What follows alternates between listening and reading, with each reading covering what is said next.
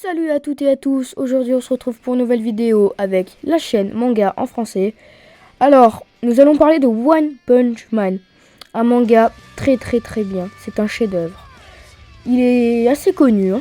Bon, pas le temps, passons à l'histoire. Saitama était à 22 ans, un jeune ayant perdu goût à la vie. Un matin où il s'est rendu à un entretien d'embauche, il fut recalé.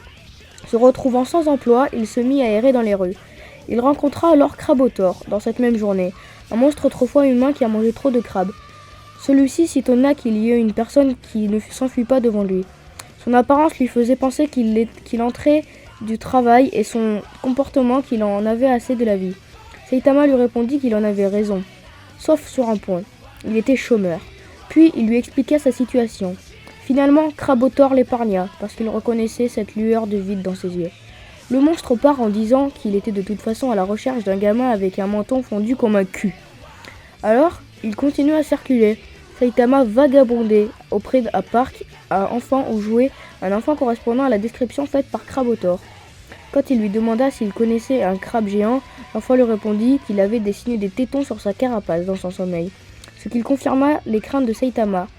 Il hésita à mettre le garçon à l'abri, mais il avait dit auparavant à Crabotor que plus rien ne lui importait.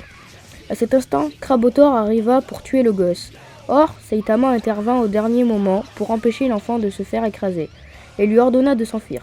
Crabotor lui demanda pourquoi il voulait sauver l'enfant. Saitama était choqué que le monstre veuille le tuer juste pour une blague d'enfant et lui propose d'arrêter de semer la terreur. Cependant, d'une part, Crabotor ne peut plus faire machine arrière car il a déjà tué des gens. Et ensuite, il se sent humilié parce que le gamin avec un menton fondu comme un cul a en plus utilisé un marqueur indélébile pour dessiner les tétons. Saitama se met à rire en s'apercevant que ce monstre ressemble à un méchant de dessin animé qu'il avait vu étant petit. Ce qui conclut Crabotor à le frapper. Le monstre voulut revenir vers l'enfant, mais Saitama lui lança un caillou à la tête. Pour le provoquer, Saitama arracha sa cravate et lui rappela de son rêve de devenir super-héros. Crabotor se moque de lui et le frappe encore, disant qu'il n'a pas d'étoffe d'un super-héros avant de retourner une fois encore vers l'enfant. Cette fois, si lui il fut fatal, car Saitama parvient à lui attraper son œil avec sa cravate, qui se resserre et arrache son œil et plusieurs organes hors de son corps.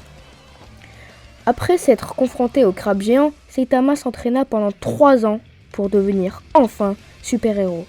Au cours de cette période, il croisa la route de King, qui était blessé à l'œil par un homme pieuvre avec des griffes. Saitama vainquit le monstre pour sauver King.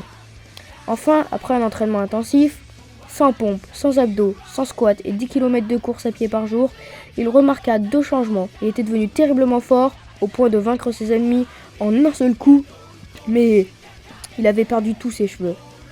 Après qu'un monstre ait balayé une partie de la ville A, Saitama devant sa télévision se lève ou part à la rencontre.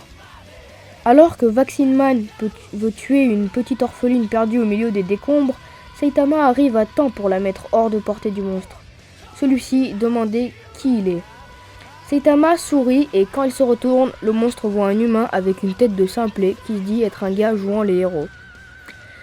Les créatures laissent lentement sortir sa rage devant tant d'insolence. Maudissant la race humaine qui a produit la pollution dont il est issu, se présente comme Vaccine Man, l'élu de la nature. Il prend une forme plus monstrueuse, mais Saitama coupe court à la conversation d'un coup de poing. Pestant d'avoir encore gagné en un seul coup, quelque temps plus tard, Saitama se remémore tout son passé en se retournant chez lui avec ses sacs de course. Excusez-moi, je m'en mets un peu le pinceau des fois. Tandis que Maus, un homme, avait conquis une taille et une force de titan grâce aux stéroïdes de son frère, Tongjduk, installé sur une épaule droite à cet instant. Ayant ravagé la ville D, se dirige vers la ville B, en détruisant tout sur son passage. Saitama les rejoint, explose de joie en voyant l'horreur produite par son frère. Mais il se retourne stupéfié du côté de l'autre épaule où Saitama est assis. Saitama aimerait que le titan ait la décence d'enfiler un pantalon.